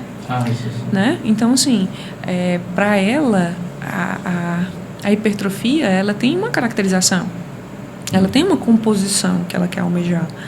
E E às vezes você ainda não tem essa maturidade. Acho que essa é a melhor palavra que eu posso utilizar. Essa maturidade de entender a interconexão de todos esses fatores. Você percebe a importância do treino, mas você não percebe a importância da água. Você percebe a importância da ingestão de proteína, mas tu não percebe a importância de ter um intestino íntegro, da importância da fibra, da importância do sono. Então, às vezes a gente está... A gente nota isso mesmo. Você percebe no fisiculturista, ele vai ver tudo isso. Mas aquela mulher do dia a dia, aquela mãe, aquela mulher que trabalha, que mal tem tempo para ir 3 vezes na academia, e quando vai 3 vezes, vai muito, entender a interconexão global de todos esses fatores, para ela é muito complexo. Muito complexo. Ela diz, Mila, eu não tenho tempo nem de dormir, porque eu estou cuidando do menino, às vezes tem um dever, tem prova essa semana de prova, não sei o que. Eu digo, pois é, mas... E quem dirá que eu vou conseguir treinar? Eu digo, a gente vai ter que... O que eu preciso fazer? Qual é a melhor estratégia para mim? Eu digo, aquela que você conseguir fazer com mais consistência. Se às vezes o que você consegue fazer com mais consistência é um treino do YouTube, para aquele momento, que essa é a sua realidade, é melhor do que tu ficar parada, mulher. Perfeito.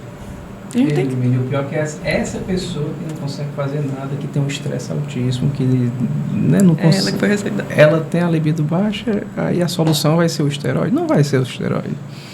Então, assim, ela mudar o estilo de vida, mudar o hábito, sempre é mais difícil, né? Então, nesse quesito, a facilidade com a medicação, e assim, mas não é incomum, às vezes, também chegar usando, não tá a mesma coisa, tipo, porque o problema não era o hormônio. Isso a gente vê mais no homem, né? Tipo, a mulher, tipo, como ela tem níveis hormonais muito menores, né? O pouquinho que dá, talvez já altere, né? Tipo, essa percepção. Mas o homem, não é incomum.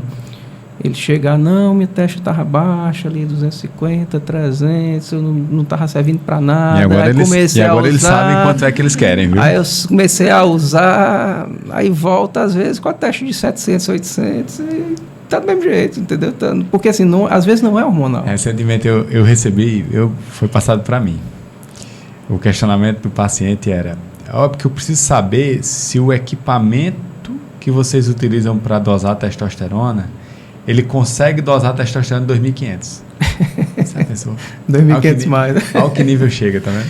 Certo? Assim, não é mais 700, não. Não é mais 800, tá entendendo? E é engraçado, aqui você bota, tipo, para segurança cardiovascular, é muito melhor usar uma droga de depósito que não faz pico, né? Aí o paciente, você começa a depósito às vezes, né? Para o paciente que... para tentar melhorar, e não quero não, o que eu quero é o pico, porque, tipo... vai entender, viu? É delicado esse tema aí, Léo, mas... Bom, pessoal, assim, vocês querem colocar mais alguma coisa? Não, só agradecer a oportunidade, né, tipo, estar aqui. Eu acho que é sempre bom falar de endocrinologia com a equipe multi, melhor ainda, né? Tipo, acho que talvez em outro episódio ter o psicólogo, o educador físico, tem que aumentar o estúdio. Exatamente. E quando a Ludmila falou, eu já pensei na hora, assim, pô, queria um psicólogo aqui. 2 falas suas que eu disse, tinha que ter um psicólogo. Não, faz diferença. E assim, hoje cada vez mais, assim, a gente tem integrado a psicologia no tratamento de tudo, né? Tipo, a obesidade especialmente, porque é, né, no meu métier, né? Mas precisa ter o psicólogo para ajudar em tudo, inclusive, né, no gerenciamento dos estresses, na mudança de comportamento, tem que ter. Somente agradecer, Leonardo, a beber das fontes, né, de Dr. Jadson, da sua, de tantos conhecimentos e de tanta informação com o valor do peso científico envolvido dentro desse assunto. Eu sempre gosto de agradecer dentro da minha formação que eu tive grandes sumidades, né? Tanto dentro da minha formação acadêmica como da minha formação profissional, esse apreço pela ética, pelo beber da ciência, pelo respaldo dentro do que a gente tem, porque hoje a gente vive numa geração que a influência, eu não sei se ela é tão positiva assim, porque a gente tem vários influenciadores que mais deveria não influenciar para o que de fato eles influenciam. Você falou uma palavra ética, né? A gente vem de uma cultura laboratorial que já tem quase 44 anos, certo? Então, assim, é cultura mesmo, não é só valor, entendeu? A gente montou uma empresa e tem lá seus valores, missão e visão. Não, é cultural. Isso é muito forte no LAMIC, certo? E eu realmente acredito que o LamiCast é uma oportunidade da gente ampliar isso, entendeu? Na verdade, eu sou quem mais tem um processo de aprendizado nisso tudo. Porque, primeiro, quando eu resolvo fazer o convite a vocês para estar aqui comigo, para fazer uma gravação de um episódio, ter uma conversa rica como essa, eu sou obrigado a lembrar da época que eu sentava na bancada. Eu não sento na bancada já tem alguns anos, entendeu? E aí eu fico extremamente feliz, porque eu revivo o período de minha vida acadêmica, certo? Eu acabo escutando vocês aqui, algo que eu levo para dentro da minha rotina, porque até hoje eu tenho contato com médicos, tenho contato com pacientes, e como eu disse, né, a gente tem uma equipe que, de forma multidisciplinar, tenta atuar junto a vocês também, entendeu? Então, é um propósito, sabe, Ludmila, do LamiCast, nessa segunda temporada, essa construção de raciocínio. Se eu pudesse, Jadson, eu realmente, assim, estaria aqui 2, 3 profissionais a mais construindo, porque eu adoro. Eu disse a você, né? Vem da minha formação acadêmica, que é a mesma escola para mim, para meu irmão, para minha mãe, entendeu? Que é a Universidade Federal da Paraíba. E lá, creio que até hoje seja assim. Espero que seja. Mas a atuação multidisciplinar sempre foi muito forte. E eu vejo isso numa conversa como essa, entendeu? Eu poderia estar aqui só conversando com você. E aí você trazer, inclusive, todo o seu entendimento sobre uma rotina, certo? Alimentar, nutricional para o seu paciente. Mas eu, naturalmente, levantaria os meus questionamentos por não estar escutando também um nutricionista, certo? Eu poderia estar escutando você falar sobre os aspectos psicológicos, mas eu, com certeza, gostaria de escutar, entendeu? Um psicólogo. E é fundamental a gente ter esse entendimento e valorizar isso, porque até mesmo com as ferramentas de tecnologia que a gente tem hoje, a gente tenta desmerecer o trabalho de profissionais, Sim. entendeu? Por exemplo, eu vou numa academia e acho que já não é mais necessário um educador físico e começo a seguir modelos de treino que nem sempre são aqueles propostos por eles, educadores, entendeu? Então, assim, dentro do LAMIC, certo? Dentro da cultura empresarial do LAMIC, a gente sempre vai ter esse respeito absurdo e essa gratidão a vocês, entendeu? Como profissionais da saúde, entendeu? Como equipe multidisciplinar e que a gente possa sempre fazer parte desse processo também, tá bom? Então, o muito obrigado de vocês ao LAMIC, na verdade, se estende do LAMIC para vocês, entendeu? Por nos permitir participar de um momento como esse. E aí eu tenho certeza, certo? O episódio vai lá para o YouTube, né? Vai para o Spotify. Nossa equipe, estou vendo aqui a sua equipe de marketing, a nossa está aqui também, está entendendo? Gera conteúdo em cima disso tudo. E com certeza, você que assiste a tudo isso vai estar consumindo o que você falou, entendeu? Conhecimento científico, com base científica e ética acima de tudo. E principalmente, saúde, ok? Então, meu muito obrigado a vocês por terem participado conosco desse episódio. Obrigado a você que nos assiste. E pode ter certeza, vem mais episódio por aí, tá bom? Um abraço.